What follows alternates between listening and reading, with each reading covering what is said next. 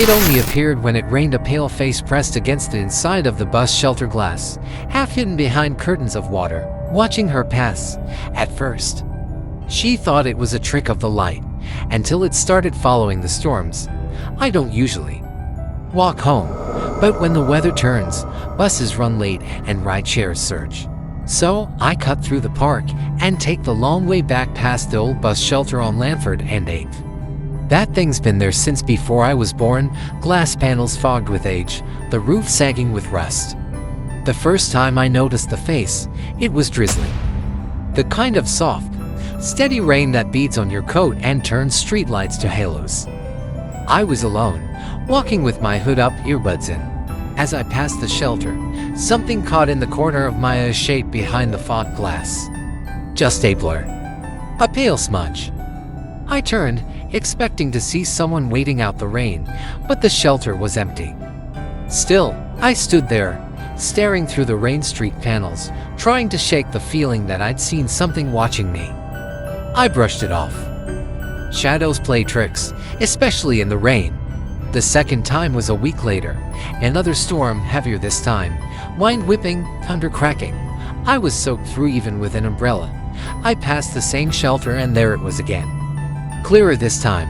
A face, pressed against the inside of the glass. Motionless, skin white as wax. Lips parted just slightly, eyes wide and sunken. It wasn't like any person I'd ever seen, to still, to pale. Like something caught between appearing and disappearing. I froze. It didn't move.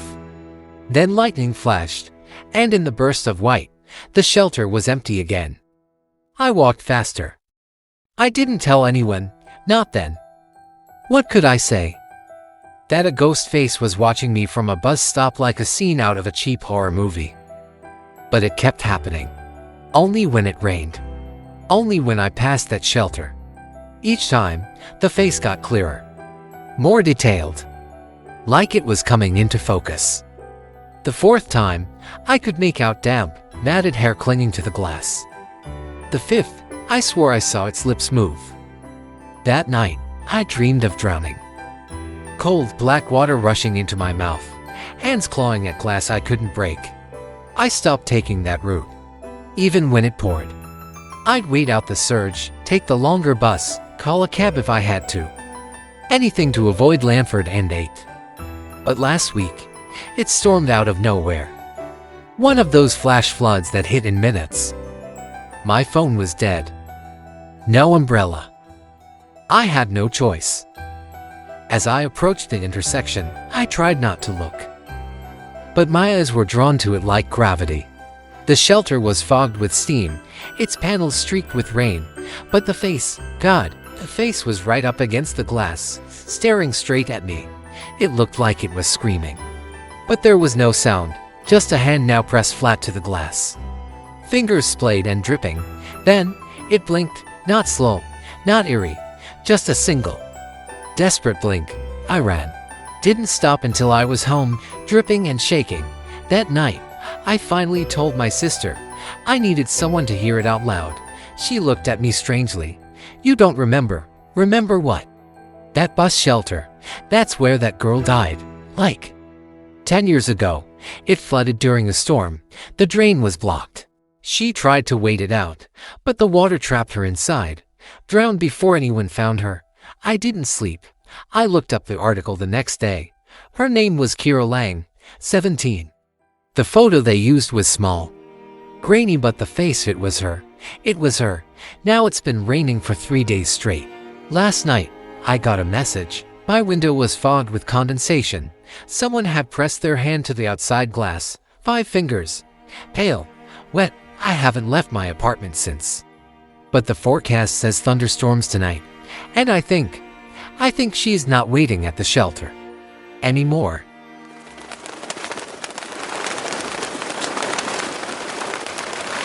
I trusted my GPS like I trusted my own heartbeat until it guided me down a gravel road that vanished into pitch black woods where my headlights died. And shapes without faces slipped from between the trees. Now I wish I'd never taken that turn. Started around midnight. I'd been driving for hours, too cheap to get a motel. Telling myself black coffee and an open window could keep me awake. The highway was a ribbon of emptiness, the radio crackling with static between old country songs. I punched in my home address just to feel less alone. My phone's calm. Familiar voice giving me turns I didn't need. At first, it felt normal. An exit here. I emerged there. But somewhere past the last gas station, it told me to turn left onto County Road 14. I didn't remember a County Road 14. But the glowing screen insisted it shaved 20 minutes off my trip. I turned anyway. The road narrowed from cracked asphalt to gravel. My high beams bounced off trees that pressed closer with each mile. The branches knotted like claws above the hood. The air felt different, colder, thicker. The music cut out. My phone screen flickered, recalculated. Continue for 3 miles. It droned. I checked my tank half full. I told myself I'd pop back out on the main highway soon enough. That's when the road ended. Dead. Just a muddy clearing surrounded by pine and silence. I shifted into reverse, but when I hit the gas, the engine gave a sputtering cough, then silence. I tried again. Nothing but the ticking of the hazard lights. I killed the lights to save the battery. That's when I saw them first, just the glint of something pale beyond the tree line. Then more shapes, drifting between the trunks like smoke that learned how to stand. My breath fogged up the windshield as I leaned forward. They stepped closer, 5, 6, I couldn't tell. The moonlight hit them just enough to see there were no faces, just smooth gray skin where features should have been. They moved without sound. But the crunch of dead leaves under invisible feet echoed inside my skull. I locked the doors, heart hammering against the steering wheel. I told myself I'd call for help, but when I lifted my phone, the screen glowed with one word: arrive. I pressed the horn. Nothing. No sound. The woods had swallowed it whole. The figures came closer, drifting more than walking, like they floated just above the mud. My breath stank of panic. I thought about running, opening the door and sprinting into the black. But my limbs wouldn't move. I was frozen by the shore, horrible feeling that if I stepped out, I'd never find my way back. A shape pressed against the driver's side window, the glass fogged with a heat that wasn't mine. Up close, its skin wasn't smooth, it pulsed like something alive, shifting under thin layers of gray membrane. It raised a hand, no fingers, just a lump that dragged across the glass with a squeal that made my teeth ache. I squeezed my eyes shut and prayed it would vanish. But when I opened them, the car was filled with a low humming like static turned liquid, vibrating through my bones. More figures pressed against the glass. I could see them even with my eyes closed now, burned on the inside of my eyelids. I don't remember passing out, but I must have. I woke up at dawn, slumped over the wheel. The car started on the first turn of the key. The GPS was blank, no destination, no log of where I'd been. When I backed out of the clearing, the road behind me was just woods, no tire tracks, no sign of the gravel path. I drove home with the sun on my face and the radio stuck on static. I don't use a GPS anymore.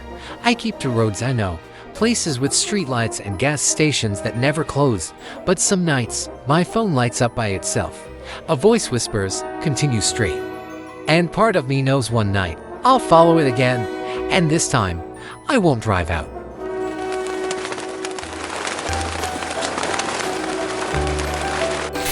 I should be asked for another room. The first night I heard them thin voices slipping through the faded wallpaper like steam from a cracked pipe. But instead, I lay there in the stale dark of room 413, pretending they weren't whispering my name. I'd checked in late, too tired to care about the mildew smell in the lobby or the way the desk clerk avoided my eyes when he handed me the brass key. The hotel was one of those half-forgotten roadside places with carpet so old it felt damp under your shoes, a place for drifters and men who didn't want to be found. Room 413 was on the top floor, far end of the hall. The door stuck when I pushed it open, dragging across the warped carpet with a groan that made my teeth clench. Inside, one sagging bed, a flickering lamp on a chip nightstand, and wallpaper that might have once been green but now looked like old bruises. I told myself it was just for the night, just sleep, then back on the road. But around 2 a.m., when the pipes in the walls stopped clanking and the hum of traffic fell away, I heard it, a soft, hissing whisper. too faint to catch words at first, like when caught in the walls. I sat up, listening. The radiator popped, the ceiling creaked, and the whispering stopped. The next night, it came back, louder, clearer. I pressed my ear against the peeling paper by the headboard and almost dropped to the floor when I heard it say my name. James. I hadn't told the desk clerk my name. Paid cash. Signed in S.J.D. on the crooked ledger. I told myself it was a dream. Stress, travel, the cheap bottle of whiskey I'd found in my bag.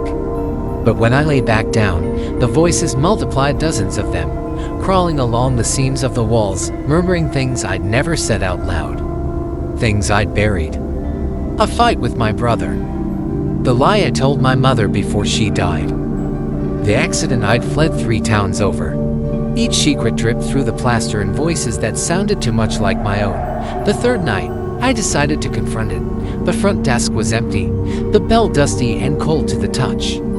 I wandered the hallway outside 413, pressing my ear to the walls, tapping the faded numbers on the doors.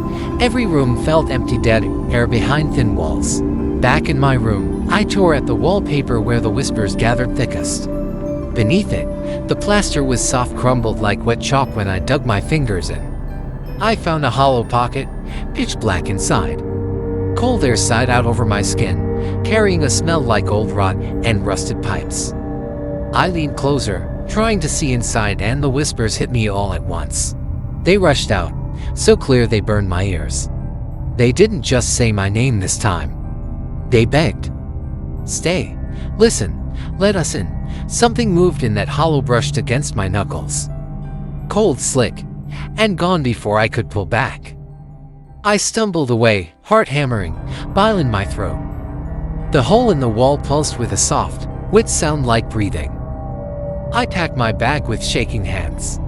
I didn't care if it was midnight, didn't care if I had to sleep in my car. I reached the door, but it wouldn't open. The knob turned, but the latch stayed stuck. I kicked it, slammed my shoulder against it. The whispers rose behind me. A choir of hissing secrets that knew every corner of me, things I'd never said to anyone. I felt something cold wrap around my ankle, light as smoke but solid enough to stop me in my tracks. I didn't look down. I couldn't. I slammed my eyes shut and shoved my back against the door until, finally, it cracked open. I stumbled into the hallway, gasping, dragging my bag behind me. I didn't check out. I didn't look back at 413 as I fled down the stairwell, past the front desk where the clerk still wouldn't meet my eyes. It's been 3 weeks. Every night since, I hear them, faint whispers in my vents, in the hiss of the shower, in the hum of the street outside my window. I know what they want now. I know they're patient. And one night soon, I think I'll answer them back.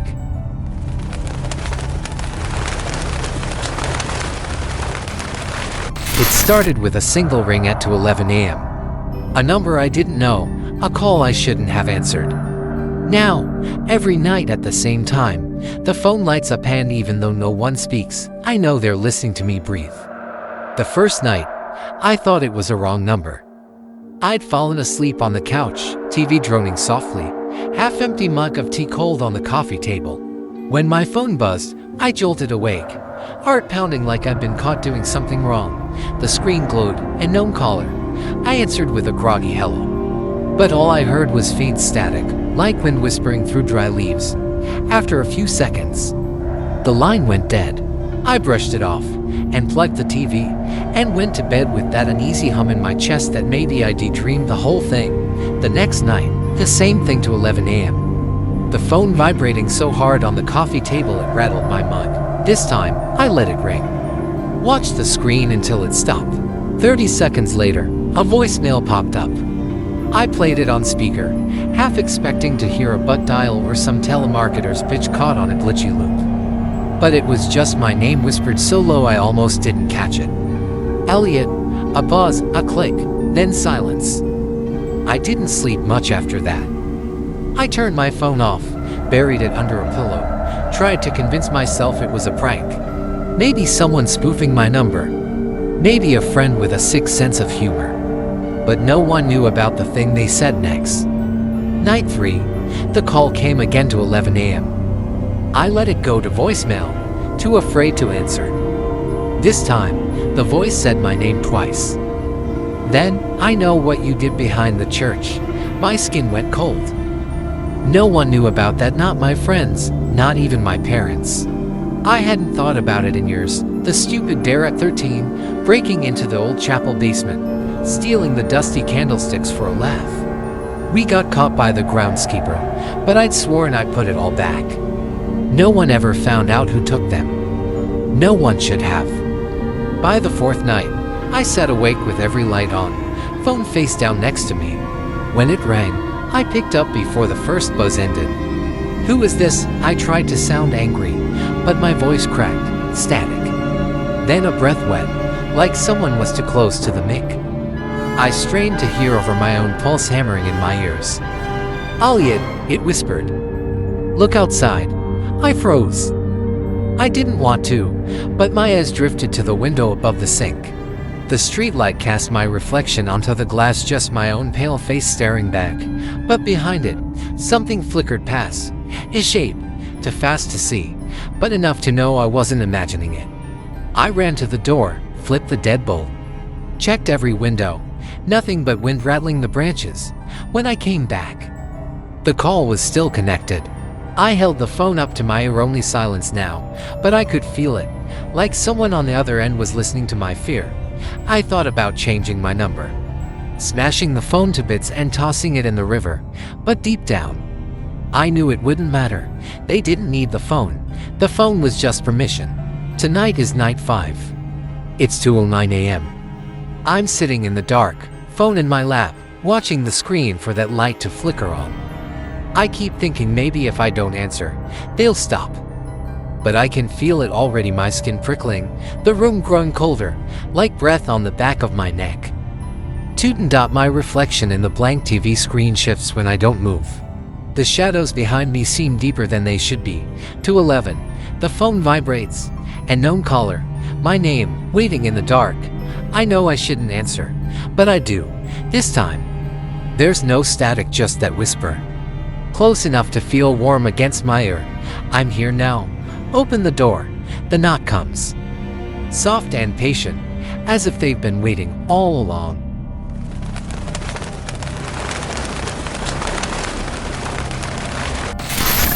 The place had been abandoned for years, but we all heard it the second we stepped inside, an old man's voice calling out softly from down the darkened hallway, "Please, don't leave me here." It was supposed to be a dare. Just a dumb thrill. Me, Kayla, Jace, and Morgan, sneaking into the old Maple Hollow nursing home with flashlights and phones, whispering like kids trying not to wake their parents. The place had been shut down after a fire years ago. No fatalities, just smoke damage and funding issues, according to the articles. But kids around here had their own stories. Whispers of someone left behind, someone no one could find when they evacuated. We barely crossed the threshold when the air changed cool and thick, like stepping into a tomb. Dust hung in the beams of our flashlights, and the smell of mold, rust, and something faintly sweet filled our noses. "God, it stinks," Morgan muttered, pulling her hoodie over her mouth.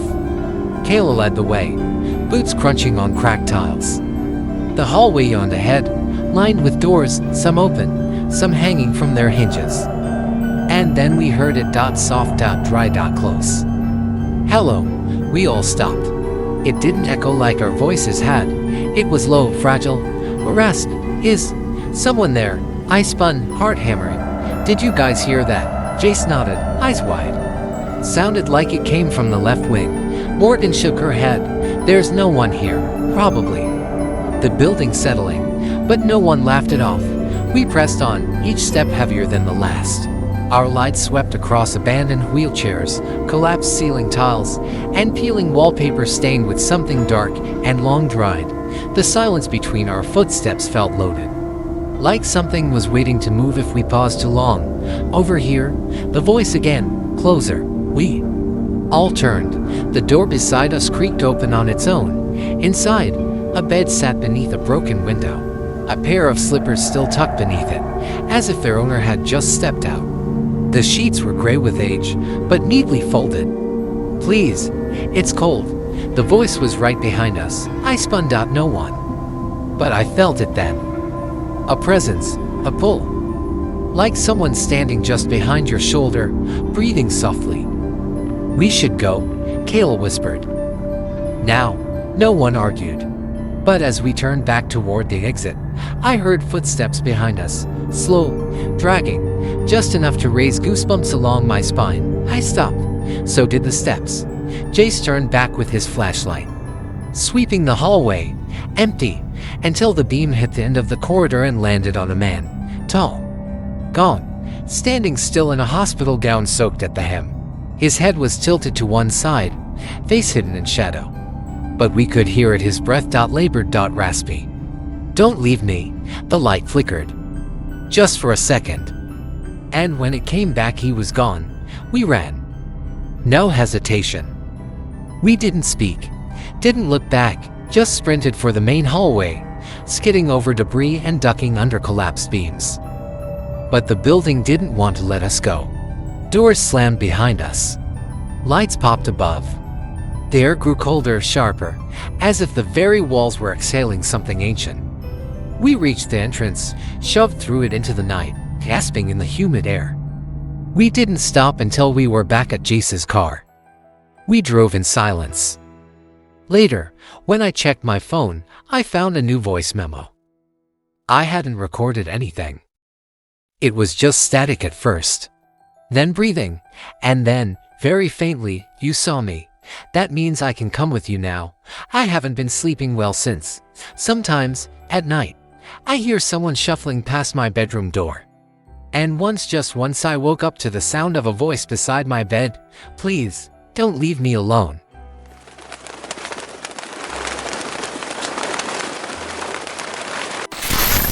The landlord said the unit was vacant for years, but every night I hear someone begging to be let out from inside the walls.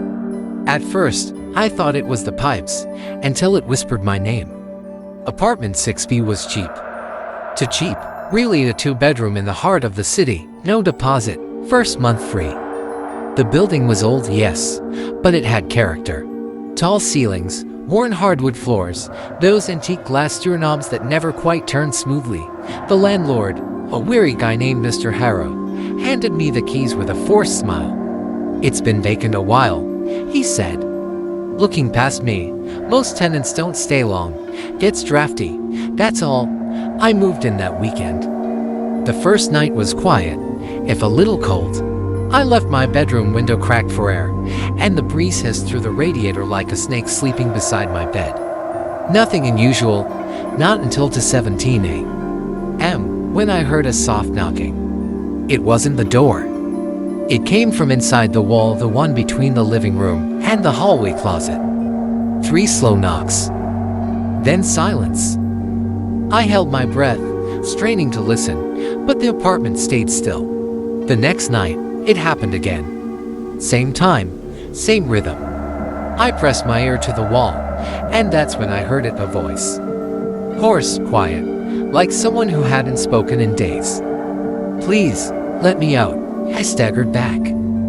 My skin went cold, breath shallow. I tried to convince myself it was a dream, or my mind playing tricks on me. But the voice had been clear. Too clear.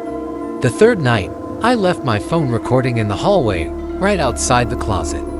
At 17 a.m., the knocking came again. Then the voice. I listened to the recording in the morning.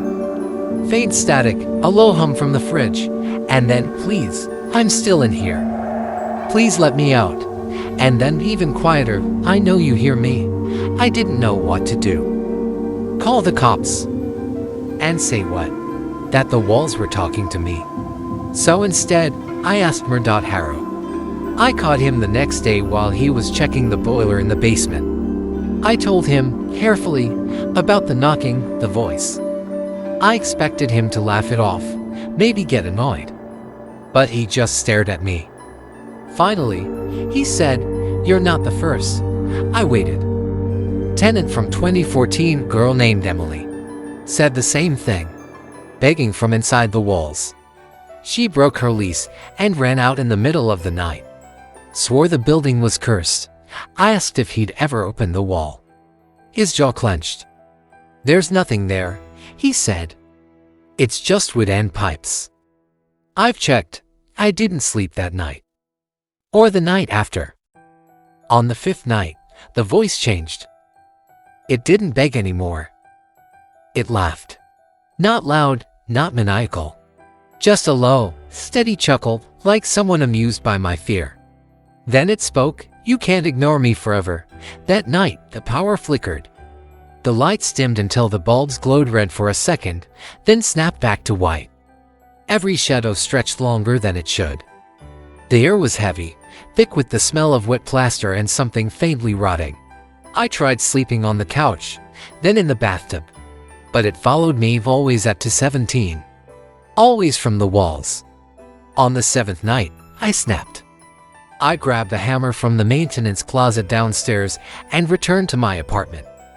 Heart pounding, I stood in front of the wall between the living room and the closet. I waited for the knock.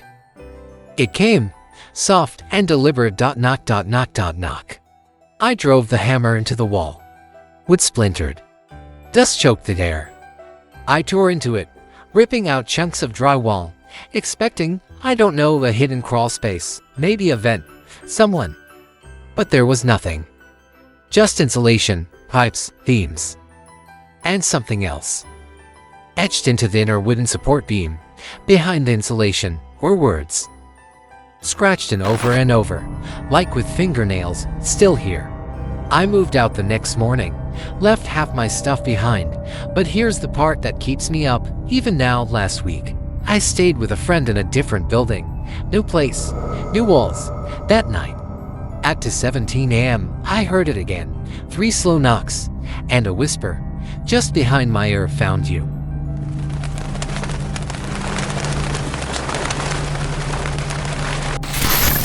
They say if you hear a knock at your door at exactly 2:33 a.m., don't answer no matter who it sounds like. I didn't believe it until the night I heard my sister's voice begging me to let her in. It started with the news stories about people disappearing in our town. No break-ins, no forced entry, just gone. The police whispered about strange coincidences and locked front doors.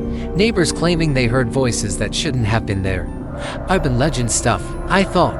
Then one night, I woke up to the faint sound of knocking. I checked the time on my phone. 2:33 a.m. I actually laughed. Bad joke, I told myself. Maybe some drunk neighbor. Then I heard her. "It's me, open up, please, something's wrong." It was Hannah's voice. My sister. She'd been away at college for weeks. I froze halfway down the hallway. Socks silent on the hardwood floor.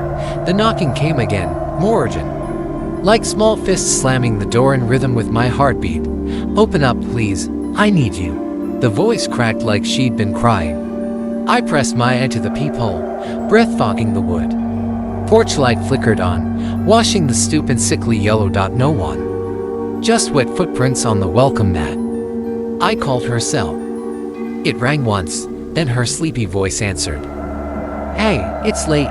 What's up?" My mouth went dry. "Where are you?" I whispered. "In bed. Why?" The knocking turned to pounding.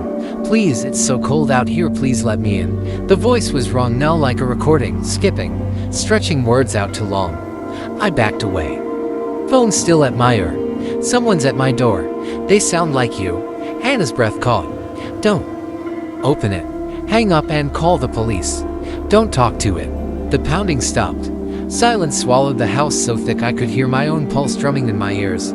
I turned off every light, crept to the living room window, peeked through the curtain. The porch was empty again. The footprints were gone. I waited, barely breathing. Every creak of the house sending chills up my spine. I thought it was over until the voice came again, this time, right outside the window where I stood. A soft tap, tap, tap on the glass. "Let me in. I'm so scared." It wasn't Hannah anymore. It was my mom's voice. My mom who'd been gone 3 years. "Sweetheart, it's so dark. Please." I stumbled back, tripping over the coffee table, the curtain fluttering as something brushed against it from outside. The air turned icy, my breath puffing in clouds inside my own living room. The tapping came again, now at the back door. Then the side door, like someone circling the house, searching for a way in. I shut myself in my bedroom, phone clutched like a lifeline. I called the police. The dispatcher said someone would come by, but I could hear her voice waver when I told her about the knocks. The last thing I heard before it all went silent was my dad's voice, muffled through the crack under my door. "I'm proud of you, buddy. Open up, let me see you one more time." But I didn't move. Not when the floorboards creaked. Not when something heavy pressed against the door. Not when it whispered my name so close it felt like a breath against my cheek. By the time the cops arrived, the house was empty. No footprints. No handprints. Just me, curled up behind my bed. They never found the people who disappeared. But some nights, when the wind rattles the siding and the pipes groan just right, I swear I still hear that knock. Always at 2:33 a.m. Always a voice I miss so much it hurts. But I don't answer. Not anymore.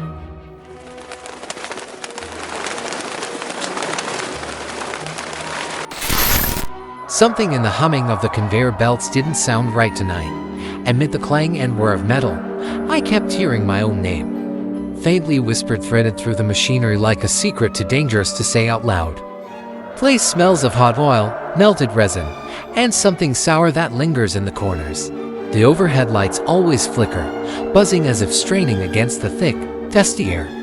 Maybe the night manager was playing a joke. His office window overlooks half the floor and he loves to keep things interesting for new hires like me.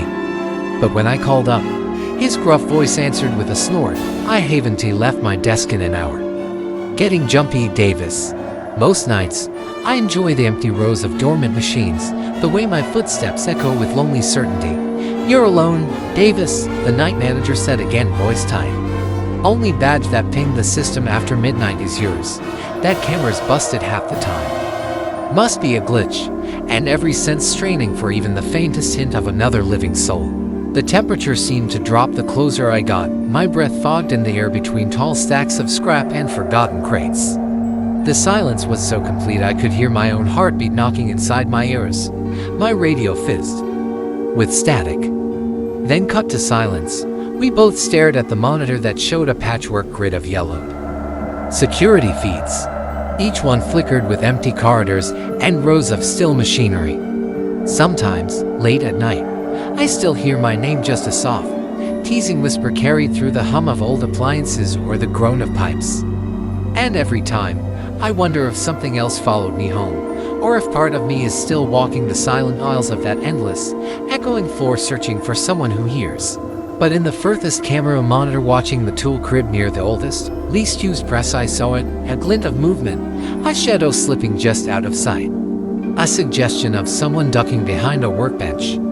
It begged from the darkness just behind the stack of rusted barrels. Cold sweat slid down my back. I edged forward, my flashlight guttering, struggling to push through the shadows. When I reached the manager's office, he stared at me, wide-eyed. "You look like you've seen a ghost." My boots scraped across dried coolant and I eyed the rows of silent machines, hulking shadows black are than the rest of the room. That's when I heard it again, louder this time. "Eli," drawn out, almost playful. It slid around the corner of the nearest press. But the staccato click of footsteps behind me rang somehow, like shoes scraping on corroded steel. I spun and shined the light behind me, heart pounding. Empty. Only the endless hiss of the line, the distant thunk of the night manager's TV in his office. But tonight, that comfort slips away with every step. My flashlight cast a thin, nervous beam that quivered from my unsteady hand. Nothing moved in the corridor except for a stray moth circling the light. Still, I couldn't ignore the cold sinking into my bones. I'm used to long, silent hours on the graveyard shift at the old plastics plant. But as I made my rounds, checking pressure gauges and tapping on stubborn relays, I kept hearing it. "Eli," just above the hum, behind my shoulder, sometimes right beside my ear, so low it raised the tiny hairs on my neck. It started slow, a soft "Eli," then I chalked up to the hiss of hydraulic arms. I shook it off, blaming exhaustion or maybe the radio interference that sometimes crackles from the old PA speaker. Overhead, As I crossed row C, the darkest stretch between the stamping presses, a shiver worked its way beneath my jacket. "Okay, enough," I muttered, forcing myself to keep moving. Halfway down the next aisle, the sound changed. It wasn't just whispering now. I decided to check the security desk, convinced I'd catch whoever was behind this. "Who's in Bay 4? I asked, throat tight. "No one," the manager answered, his face pale in the blue glow. I couldn't leave it alone. I headed for Bay 4, keeping the radio pressed to my chest near the farthest press. The whisper came again, urgent this time, right in front of me. "Impossibly close, Eli. Help me." I froze. The voice was unmistakably mine, my exact tone. Shape of breath, echo of fear. I rounded the barrels. Nothing. Only a thick, strange smell like damp earth and burning plastic clogged my nose. I ran, footsteps hammering the concrete, not daring to look back. I quit the factory that week.